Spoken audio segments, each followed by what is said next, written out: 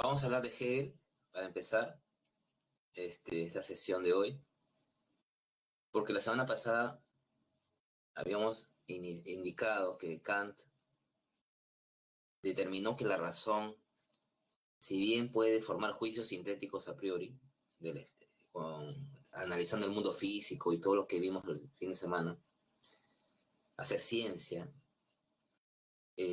pero había un nivel que no se podía acceder, decía Kant, ¿no? Que era el nivel de lo trascendente, de lo absoluto.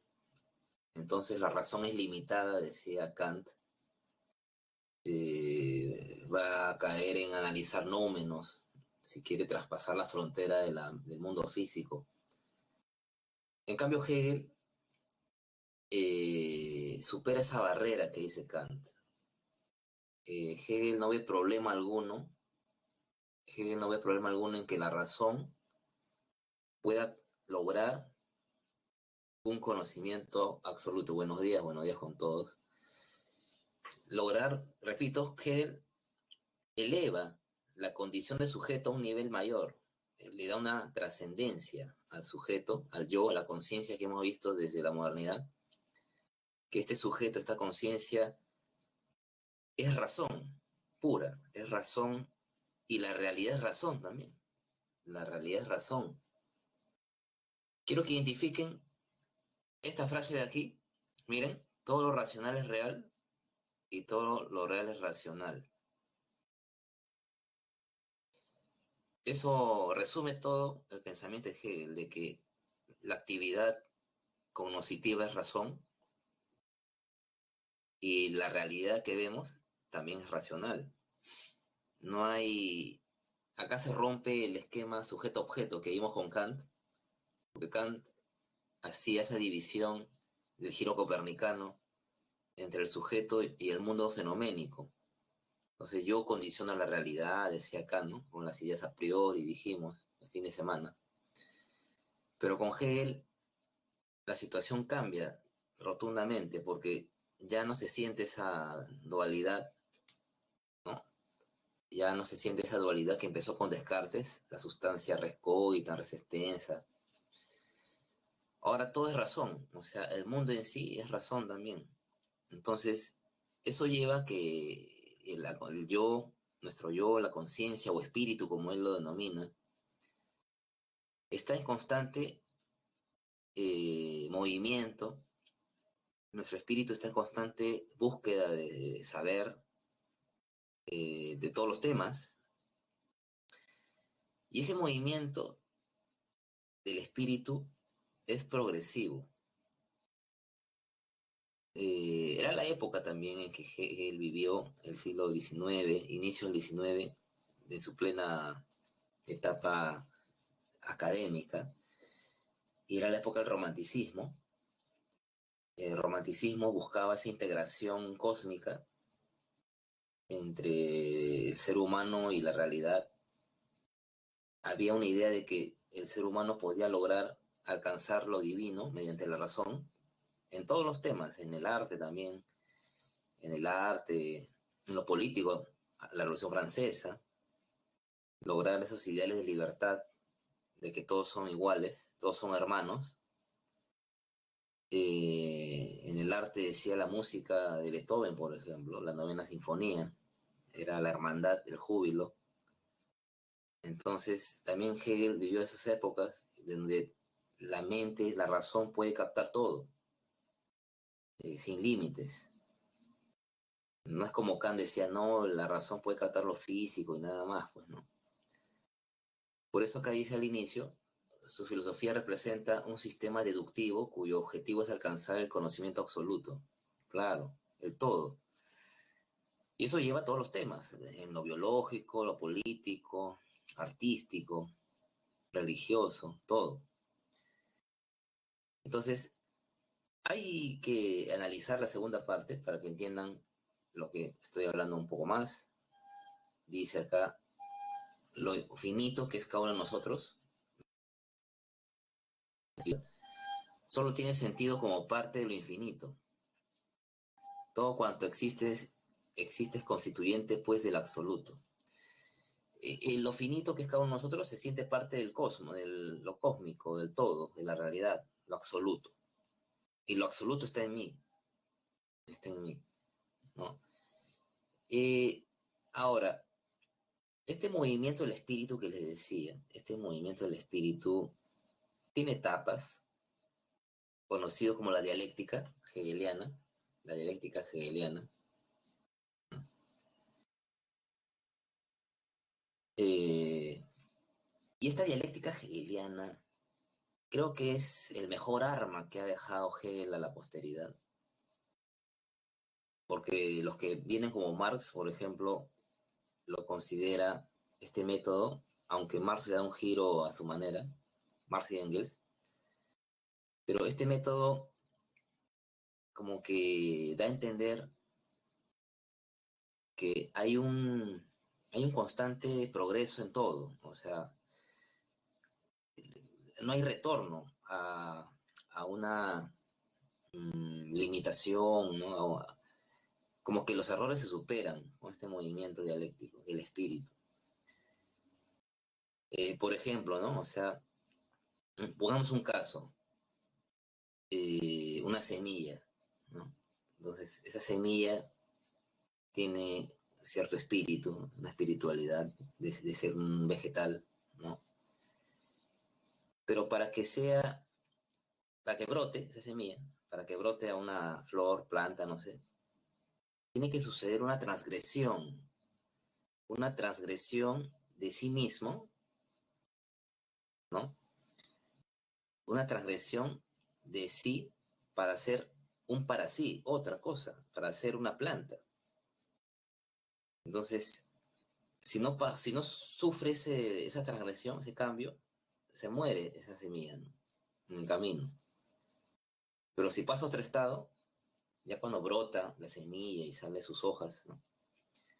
Ha tenido que desgarrarse ese espíritu y pasar a otro estado nuevo. Ha cambiado, sí, esa semilla. Ahora tiene ya tallo, hojas, pero sigue siendo el mismo, sigue siendo el fruto de la semilla tal, ¿no? No sé, el limón, por ejemplo, ¿no? Y esa plantita va a seguir transgrediéndose, o sea, va a seguir creciendo y va a dar frutos, ¿no? Pero sigue siendo limón, a pesar que está más grande, con más frutos, ¿no? En sus tallos, ¿no? Y así es todo. El ser humano también, de lo que es un cigoto, se evoluciona a lo que es, ¿no? Un ser humano al nacer, y así progresivamente, su ciclo de vida. Y cada cambio de etapa, de la niñez a la adolescencia, de la adolescencia a la adultez, es un movimiento interno del espíritu, porque Hegel lo vio a modo espiritual esto, no a modo material, que esta idea, o sea, la idea de volverse adolescente, el niño adolescente, ¿no? Esa idea no se queda atrapada en la conciencia, sino que se materialice.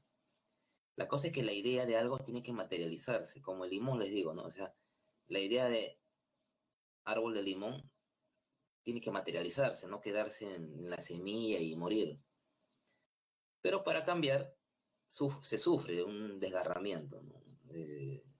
Una contradicción, como diría también Hegel. Y así es la manera como se entiende el movimiento dialéctico. Está en incesante movimiento, esta dialéctica, tesis, antítesis, síntesis, ¿no? La tesis es lo que es algo, el acto, o sea, algo, una semilla, el cigoto, o cualquier aspecto o etapa política, ¿no? Una realidad política X. La antítesis es lo opuesto, se opone, o sea, de lo que es subjetivo se puede volver objetivo, ¿no? El asunto. Y la síntesis ya es la culminación, el producto, el producto. Porque la antítesis es la negación de la tesis y la síntesis es la negación de la negación, la negación de la negación. Y así está constantemente esto. Surge un producto y pasa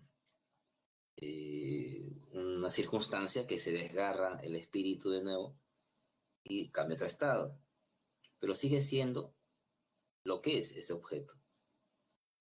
Como se dan cuenta, hay una especie de relación entre lo que es y lo que no es, o sea, el ser y no ser. El no ser es la negación, ¿no?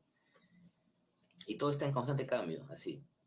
Lo político, lo humano, lo artístico, lo biológico, todo está en constante cambio.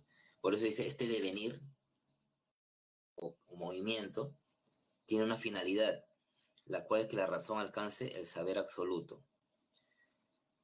El saber absoluto es alcanzar ser Dios, pues, ¿no? O sea, saberlo todo, lograr todo, un todo, ¿no? Eh, Hegel a su manera lo logra, o sea, porque en sus libros detalla un saber enciclopédico de todo, en todos los aspectos, su dialéctica explica todos los acontecimientos que les estoy diciendo, en lo político, biológico, social, económico, ¿no? Se puede aplicar a todo, a la filosofía, que es la cúspide, el saber total. Y esto se aplica a la historia también, porque la historia tiene estas fases. O sea, él narra en su libro llamado La filosofía de la historia, que para lograr la libertad de todos y sentirnos hermanos, como canta el júbilo de la novena sinfonía de Beethoven, este, el mundo empezó de modo esclavista, señalan, ¿no? En Oriente, dice. ¿No? Entonces, no había libertad ahí, los espíritus estaban subordinados, pero empezó a evolucionar el espíritu, o sea, a transgredir, y vino las ciudades de Atenas, Esparta, Roma, con ya menos sumisión a un rey todopoderoso, pero igual había todavía esclavismo, cosas injustas, ¿no? Y así empezó el espíritu en la historia a tener un movimiento dialéctico, hasta lograr en la Revolución Francesa de 1789 la idea de que se pudo lograr la libertad, igualdad, fraternidad de todos, ¿no? Maduró el espíritu, dice Hegel. Hegel estaba joven en esa época, la Revolución Francesa, y celebró con sus amistades el acontecimiento y plantó un árbol en honor a eso. Pero igual, miren, la historia siguió, vino Napoleón y Napoleón impuso un nuevo imperio de nuevo, ¿no? Entonces, a su manera, aunque duró poco, pero igual Napoleón simbolizaba la síntesis entre lo monárquico y lo civil, lo democrático, ¿no? O ideas liberales que quería imponer, pero claro, había una monarquía renovada, ¿no?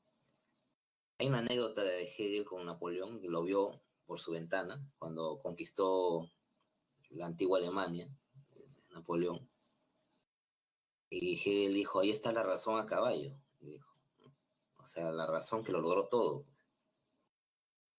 Eh, y esas cosas dieron seguridad al pensamiento hegeliano de que el espíritu es así, pasa por fases históricas y van sucediéndose dialécticamente, como dice acá, en un progresivo avance hacia la realización de la libertad a través del Estado. Claro, el Estado para Hegel, y esto va a criticar Marx, hay que estar atento con ese término, la sociedad civil o Estado es la cúspide de la realización de, ¿cómo se podría decir? De la alianza social entre nosotros, o sea, del pacto social, mejor decirlo, entre cada uno de los habitantes, donde todos nos sentimos supuestamente iguales, entre comillas, es el Estado, donde la razón logró que todos nos reconozcamos como iguales. Pero eso no va, para Hegel sí funcionó, se logró, pero eso va a criticar Marx. Marx va a decir, no, el Estado mantiene todavía las divisiones sociales, las injusticias, y por eso Marx cuestiona mucho el tema de la explotación laboral, ¿no? Y el abuso de los dueños de fábricas contra los obreros. Entonces, Hegel idealizó mucho el Estado como la cúspide de la libertad, ¿no? Y Marx, en cambio, no. Marx va a cuestionar eso. Entonces, con Hegel se podría decir que se termina una etapa donde el espíritu alcanzó un saber absoluto. Era el ideal del romanticismo, del siglo fines del 18 para el 19, pero ya estaba ya inscrito, y lo vimos un poco el fin de semana, que la modernidad trae consecuencias, entre ellas que al buscar más conocimiento, el ser humano busca dominar, pues, ¿no? Y ese dominio lleva a la explotación, tanto la naturaleza como el ser humano. Ya estaba naciendo la revolución industrial, cuando Hegel ya estaba ya avanzada de edad, y iba a traer consecuencias el exceso de darle mucha importancia a la razón, que lo puede todo, puede hacer ciencia, y la ciencia domina la naturaleza.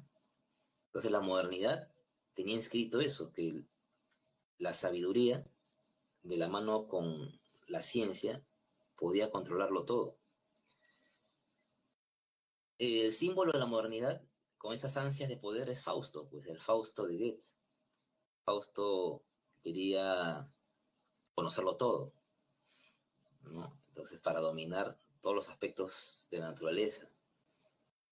Entonces, esa, ese dilema fáustico va a ser el engranaje de la época contemporánea, hasta ahorita. Ahorita el ser humano está dividido, ¿no? Entre cuidar la naturaleza o seguir deteriorándola, ¿no? Hacemos más ciencia, pero destruimos más el ambiente y la ética también por momentos, ¿no? Las relaciones humanas. Entonces, vamos a ver qué pasa después de Hegel, que ya no hay un saber total después de Hegel. Él es el último que busca un todo, lo logra a su manera. Ya sujetos que van a darle prioridad a un aspecto de la realidad, a un aspecto de la realidad. O al contrario, o dinamita uno por ahí todo, porque ya no se busca un todo, se dinamita todo. A ver, vamos a ver qué sigue.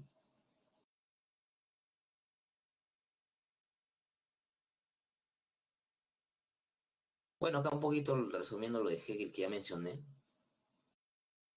la tesis es la afirmación de un tema X, ¿no? Es la razón en sí misma, un espíritu determinado, una etapa, un asunto, de la semilla que les decía, ¿no? El cigoto. La antítesis, su negación, el objetivo, la experiencia. O sea, lo que se opone es el reverso, pues, ¿no? De la conciencia a la realidad, por ejemplo, ¿no? Y la negación de la negación, acá está, pues, ¿no? Las facultades fundamentales en el proceso de conocimiento son la razón y la experiencia. Cuando la idea que les decía se vuelve concreto, pues, se materializa. Es como decir, ustedes tienen la idea de la carrera que van a postular, ¿no? Entonces, ustedes no quieren que se queden ideas, pues eso. Y ustedes están pasando por una etapa desgarradora, ¿no?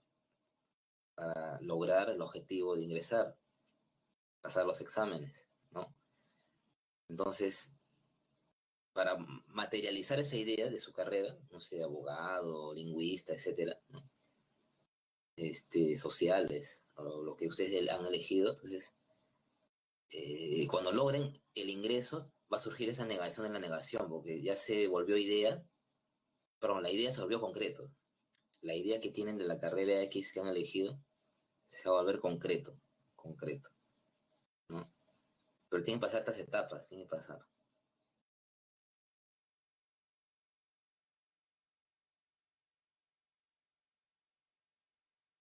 Bien, ahora vamos a dar un giro en la temática que hablábamos y vemos a un personaje muy singular en la filosofía. Es más, es el personaje que de alguna manera pone la primera piedra para para hacer notar que la ciencia o el conocimiento científico es el saber por excelencia, ¿no? Porque toda la tecnología hoy en día es producto de esta corriente. O sea, es lo que impulsó la, la secuencia en base a la tecnología. Estamos hablando de Comte, fundador del positivismo. ¿Qué cosa es el positivismo, no? Y que quede clarísimo acá. Ser positivo es ser realista, o sea, así de frente, ¿no? O sea, positivista hace referencia a que uno admite que la realidad es los hechos y punto. No es nada moral, no parece, ¿no? Pero no es nada moral, el mundo es como es, real, no hay abstracciones que valgan. Por eso se defiende que el conocimiento se refiere a los hechos, pero tiene fines utilitarios, ¿no? Prácticos, porque el objetivo es producir conocimiento a través del método inductivo propio de la ciencia, y no se puede conocer cosas absolutas, como decía Hegel, ¿no? Más bien manifiesta un relativismo el pensamiento de Comte, porque el saber es relativo. La ciencia, por eso ha despegado, porque la ciencia eh, toma un camino, elige un tema y lo sigue estudiando, lo sigue desarrollando, ¿no? Entonces, ese es ser relativo, o sea, no buscar un todo, como Hegel, ¿no? El saber absoluto. Es claro, Comte en eso, o sea, el saber es relativo, la ciencia tiene que ubicarse en un tema y hacerla desarrollar. Pero para comprender la ciencia, cómo ha logrado la madurez, como decía Comte, cómo ha logrado su mayoría de edad el conocimiento, tiene que pasar por etapas históricas, de una infancia, una juventud y una madurez. Entonces, vamos a ver esas etapas. Ahí están las etapas, ¿no? Conocidísimas de Comte. Comte señala que la humanidad pasó por estas etapas de manera obligatoria, porque para llegar al estado positivo que está arriba, se tuvo que pasar por los dos anteriores necesariamente. Entonces, el estado teológico es la primera etapa donde el ser humano concebía que la verdad estaba explicado a través de los mitos, creencias de las primeras culturas, animistas, politeístas, monoteístas luego, como dicen, ¿no? Que fijaban entidades abstractas, ¿no? En forma humana muchas veces, como los dioses del Olimpo y otros dioses de otras culturas, ¿no? Para dar cuenta de los fenómenos físicos. Pasaron los siglos y vino la etapa de juventud, de transición, como también le llama Comte, juventud, transición, donde surge el concepto, ¿no? El concepto del yo, por ejemplo, ¿no? El fenómeno, nómeno. Vienen las entidades abstractas en términos teóricos, se deja ya de lado la religión, ¿no? Pero Comte critica mucho este estadio metafísico, bastante, porque es una etapa absurda de conceptos que no tienen base empírica, o sea, el yo, por ejemplo, cartesiano, ¿no? El fenómeno de Kant, el espíritu de Hegel. Es una etapa absurda, dice, ¿no? Pero necesariamente tuvo que ser la transición de esa etapa de juventud a la madurez, como dice Comte, el estado positivo, donde se da la explicación científica a través del método inductivo, que es la observación de los hechos particulares para concluir ciertas leyes de la ciencia. Y el saber es relativo. Entonces, este saber positivo da orden y progreso a la sociedad. Orden y progreso a la sociedad. Entonces, esta perspectiva va a llevar a que el pensamiento humano abra un nuevo camino, el camino de la ciencia, que ha ganado tramos, bueno, grandes tramos hasta la fecha.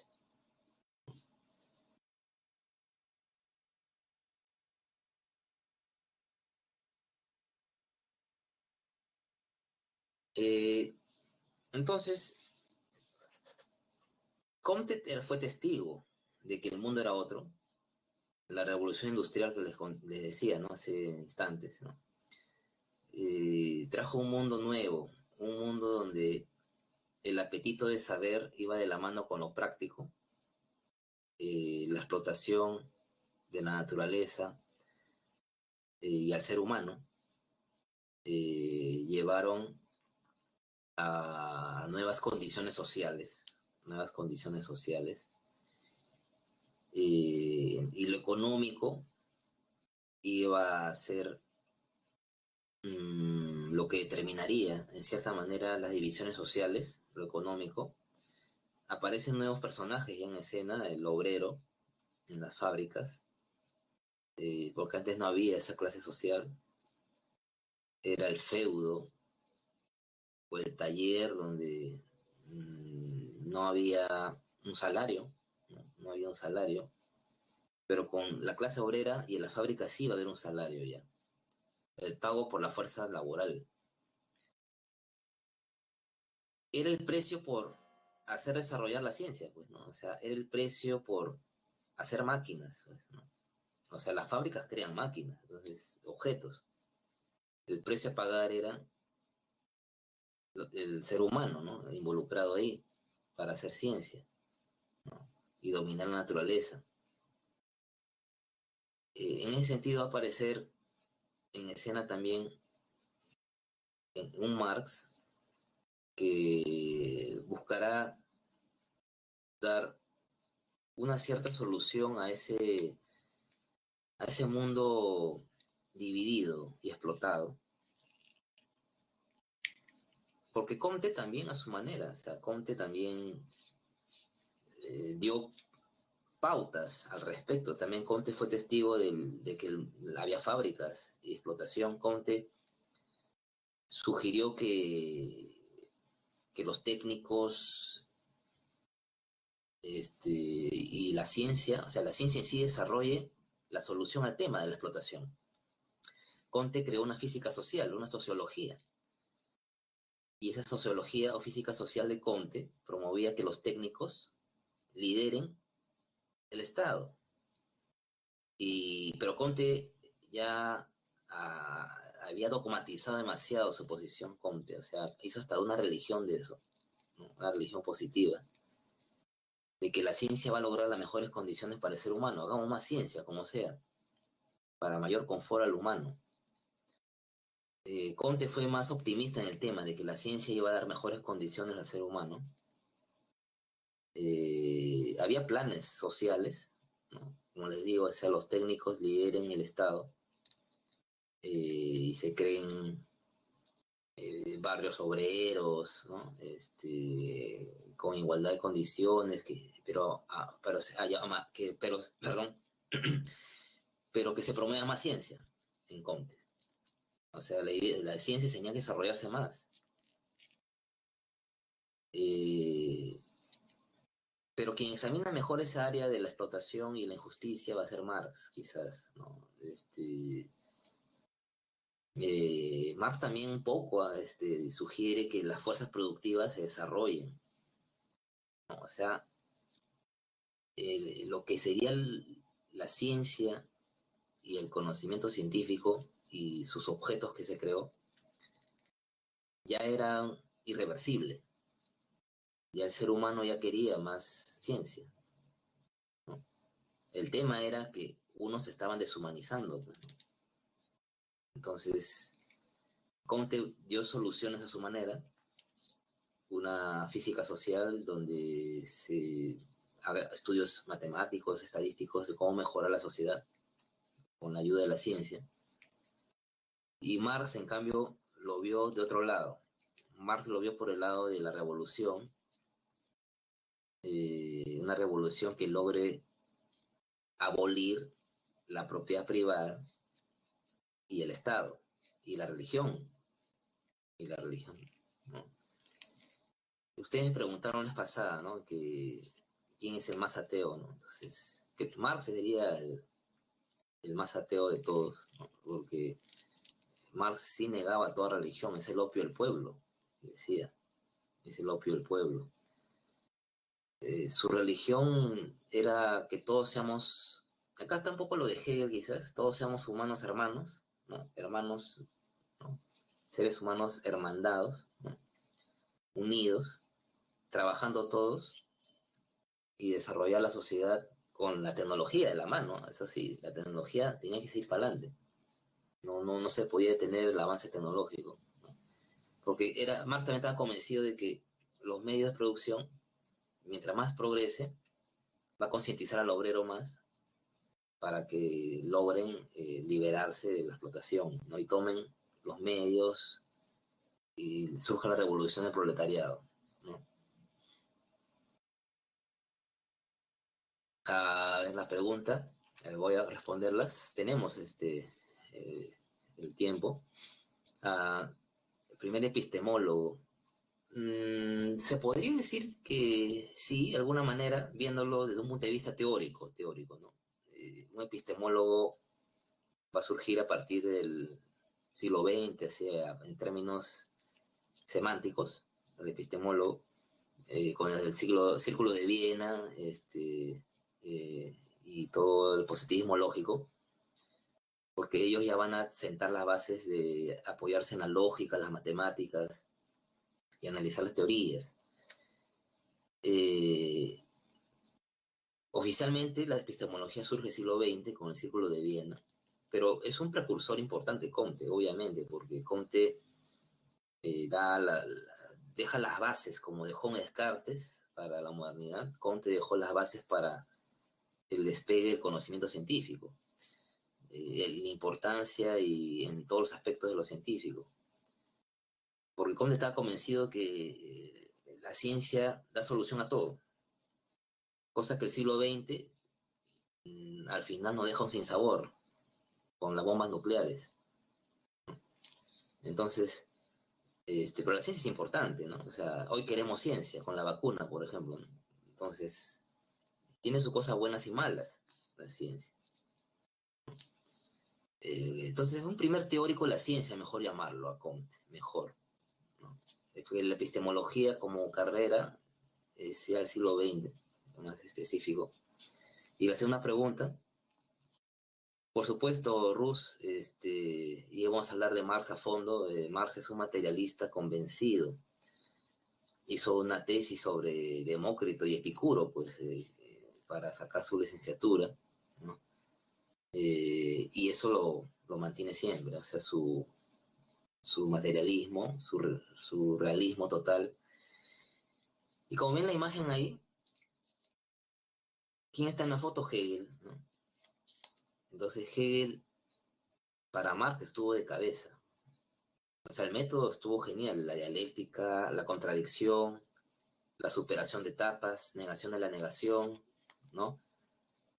Pero como Marx mismo dice en su introducción al Capital, hay que invertir a Hegel, ponerlo de pie, o sea, hay que invertir el cuadro, ¿no? Hegel está de cabeza, porque Hegel decía todo parte de la idea y se vuelve objeto, objetivo, espíritu objetivo, pero Marx dice no, primero es la realidad y después surgen ya los conceptos, las ideas, ¿no? Entonces, como ahí dice, ¿no? La materia es el fundamento de toda la realidad, sea de carácter concreto, abstracto, todo, pensamiento, conciencia.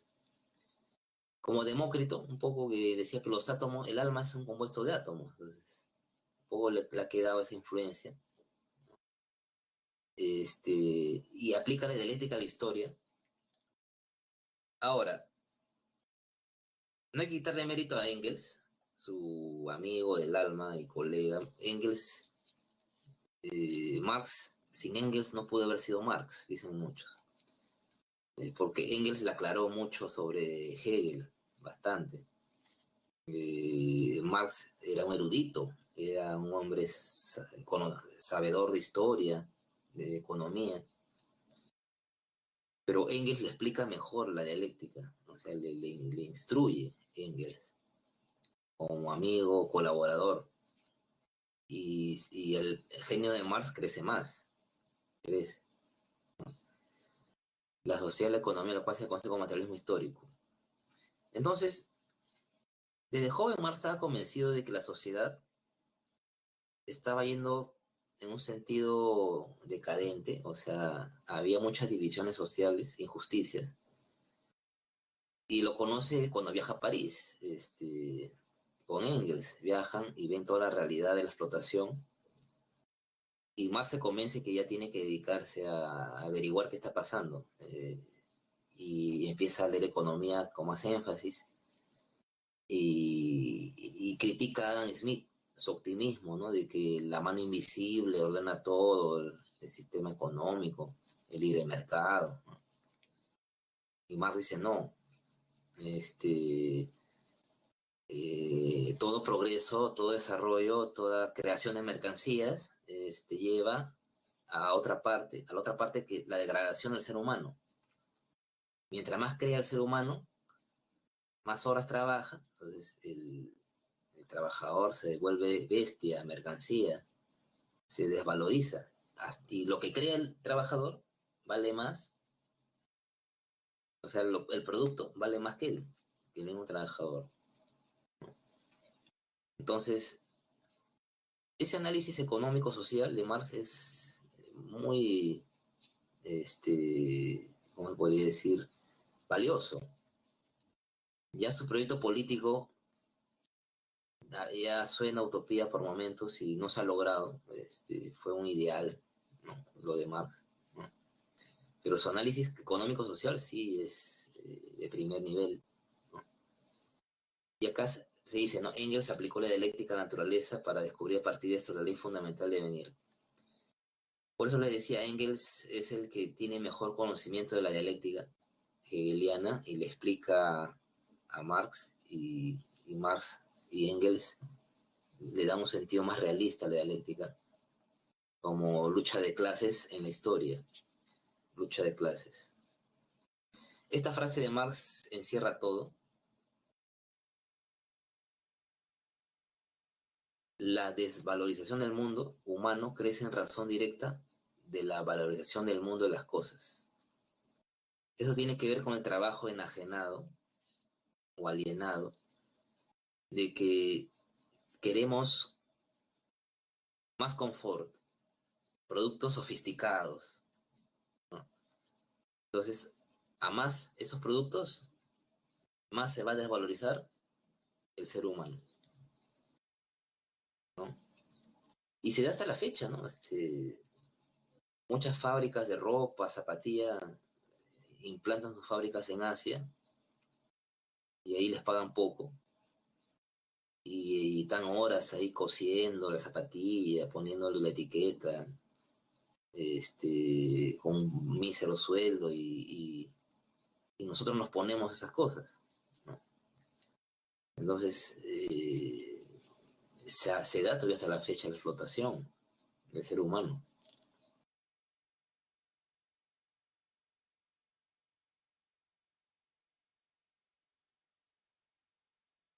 La esencia humana es el resultado de las relaciones sociales de producción. Eso va con la determinación de Marx de que somos un ser social por naturaleza. Eh, Ahora, como somos sociales, dice Marx, ¿cuál es el punto de encuentro? El mercado. El mercado. Porque el mercado se encuentra el vendedor y el comprador. Pero ese vendedor tuvo que comprarle bienes a ciertas empresas, fábricas. Y esas fábricas producen por medio de trabajadores, ¿no? Entonces, siempre lo económico, siempre la economía va a estar presente en la historia. Y la economía y las relaciones sociales de producción determinan nuestra esencia, ¿no? Determinan nuestra esencia. O sea, ¿quiénes van a tener propiedades y quiénes van a ser los que trabajarán para ellos? Los que trabajarán para ellos. Pero el mercado es el punto de encuentro de las relaciones sociales de producción. Por eso, acá está el materialismo de Marx, dice, por tanto, la estructura material o económica, o sea, la sociedad y su economía, es la que determina la superestructura ideológica.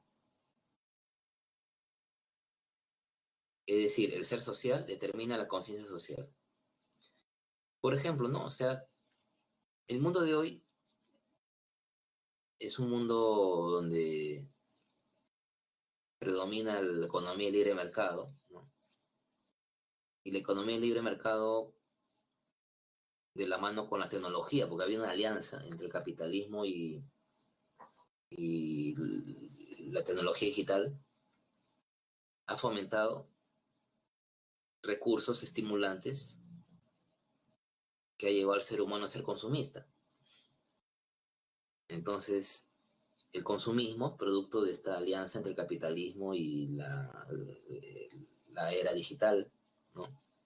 Y eso ha determinado nuestra conciencia social de ser consumistas, por lo general, ¿no? Digo, se habla en general siempre, ¿no? Por eso eh, hay esa costumbre, ¿no? De consumirlo, sea comida, sea comida rápida, ropa, zapatillas, que no está mal, ¿no? Pero parece que estas cosas ya que no necesitamos compramos, a eso voy, ¿no? Cosas que no necesitamos compramos, ¿no? Entonces, eso se ha determinado, o sea, nuestra conciencia se ha determinado porque hay una estructura material que determina la ideología, pues, ¿no? La superestructura ideológica, ¿no? El ser social determina la conciencia social. Entonces, la ideología determina la conciencia. Las bases materiales, que es el libre mercado, determinan la conciencia del ser humano. Y esta frase famosa de Marx, pues, ¿no? Que es un postulado conocidísimo de Marx. Los filósofos han tratado de interpretar de diversos modos el mundo, de lo que se trata es de transformarlo a la realidad, transformar la realidad. Y acá está la lucha de clases de Marx. La tesis es el sistema burgués, la antítesis los obreros, que son los explotados, ¿no? Los deshumanizados. Pero ¿qué pasa? Dice Marx, ellos se tienen que concientizar. Y eso va de la mano con el desarrollo de las fuerzas productivas, porque Marx predijo que la revolución se iba a dar en Inglaterra,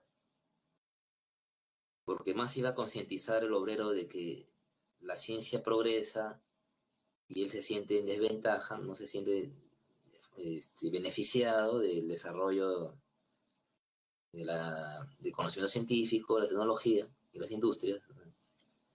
Se concientizan, no tienen nada, no sé qué perder, o sea, no tienen, son dueños de nada, y se van a revelar al sistema, y surge la síntesis, la negación de la negación.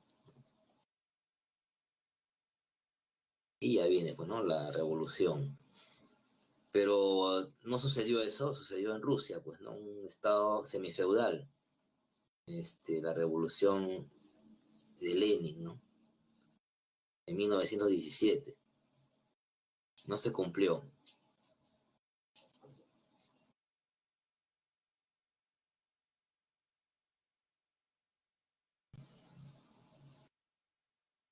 Bien, vamos a hablar un poco de Nietzsche, pero el fin de semana vamos a ampliar a Nietzsche u otro autor por ahí que sea conveniente. Nietzsche va a ser el que va a dinamitar todo, ¿ya? Nietzsche, como se podría decir, patea el tablero de la filosofía occidental. Se dio cuenta de que la idea de progreso, la idea de que la razón lo puede captar todo, la razón es la verdad, la idea de que la religión es lo que determina al ser humano por momentos. Entonces, son ideales absurdos, o sea, esas verdades han sido mentiras. Lo único verdadero es la voluntad humana, la fuerza de voluntad, la voluntad de poder, porque esos ideales nos someten, tanto la ciencia, la idea de Dios, una religión, ideales como de Marx también, de igualdad, es un absurdo, dicen. Todos competimos, no hay igualdad ni hermandad, ¿no? Entonces Nietzsche va a darle prioridad a la voluntad de poder. La vida es una lucha constante, es una lucha de dominio. Por eso Nietzsche admiraba a Heráclito bastante. Nietzsche confiesa en su autobiografía, El Ecce Homo, que el filósofo que admiro es Heráclito, dice. Él lo dijo, que la vida es una lucha de contrarios, ¿no? La guerra es padre de todo y determina quiénes mandan y quiénes obedecen, ¿no? Y hay un proceso también en el camino al pensamiento de Nietzsche, hay etapas, ¿no? Porque empieza sustentando esta dualidad que ven ahí, lo apolíneo y dionisiaco, ¿no? Apolo es la luz, la razón, la medida de las ideas perfectas, pero Nietzsche sustenta un Dionisos, que es la contraparte de la razón, el instinto, lo desmedido, el éxtasis. Y miren qué dice aquí, ¿no? Ambos son necesarios, pues la vida sin uno de ellos se rompería por completo. Por ejemplo, el estudiar, el trabajar, es mantener un espíritu apolíneo, cumplir las reglas, ¿no? Estar en casa, ¿no? Pero Dionisos, ¿qué nos dice? No, rompe las reglas, anda a tus fiestas privadas, reúnete, ¿no? Entonces, etcétera, ¿no? Entonces, la vida es ese complemento, pues, ¿no? Porque ser Apolo siempre es difícil, pero ser Dioniso siempre también. Ese derroche desmedido puede llevar a una muerte prematura, pues, ¿no? Vivir rápido, morir rápido, ¿no? Como se dice. Entonces, tiene que ser una contraparte, ¿no? Como dice Nietzsche. Da a entender Nietzsche que tiene que haber un equilibrio entre ambos, siempre. O sea, da a entender, ¿no? No se inclina mucho ni por uno ni por otro. Claro, por Dioniso es un poco más, porque es el vitalista, eh, es el dios del jolgorio, ¿no? Pero Nietzsche en persona era un tipo sobrio, pero también a su manera tenía sus escapadas vivenciales, ¿no? Vamos a ver qué sigue, a ver, para ver si lo complementamos el fin de semana. Mm, ya, para... Bueno, acá dice cosas interesantes que el fin de semana voy a recalcar con Nietzsche. Nietzsche es una crítica radical a los fundamentos de la cultura occidental, que tuvieron su origen en una metafísica. Es cierto, Nietzsche cuestiona el legado de Sócrates, Platón, Kant y el cristianismo, los cuatro. Los cuatro han sido culpables de que nosotros seamos un poco conformistas, sumisos, relegados a aspirar a una vida eterna. Y hemos negado, la idea es que el problema es que hemos negado nuestros valores vitales dionisíacos, ¿no? El problema es negar. ¿No? Nietzsche no está diciendo vive la vida desenfrenada, cuidado.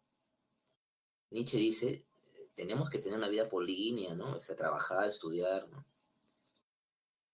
Pero hay gente que niega totalmente lo vital, o sea, nada de fiestas, nada de brindis, no sé, ¿no? Nada de cosas sin razón, irracionales. Entonces Nietzsche ahí dice, ¿no? Entonces, ¿eso quién ha provocado? Platón, pues, ¿no? Entonces, el cristianismo, pero un cristianismo decadente, no el cristianismo de los inicios de Cristo, el cristianismo de la Santa Inquisición, eso, del protestantismo. Ellos son los culpables de poner una religión que nos limite, que nos vuelva débiles. Y promueve con el Zaratustra, su obra mayor, el superhombre, pues, ¿no? Aquel que ama la vida y cambiará los valores, el eterno retorno, ¿no? Todo regresa, lo malo, lo bueno, o sea, no... Esto cierro. El fin de semana vamos a complementar más.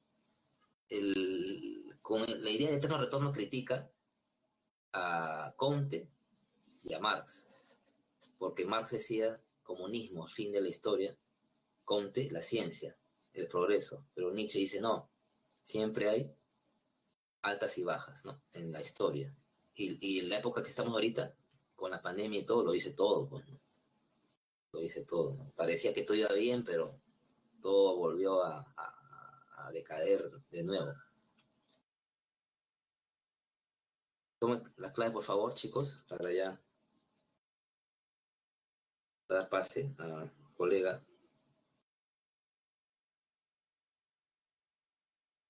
Felizmente tenemos el fin de semana para complementar. Bueno, me voy a ir retirando.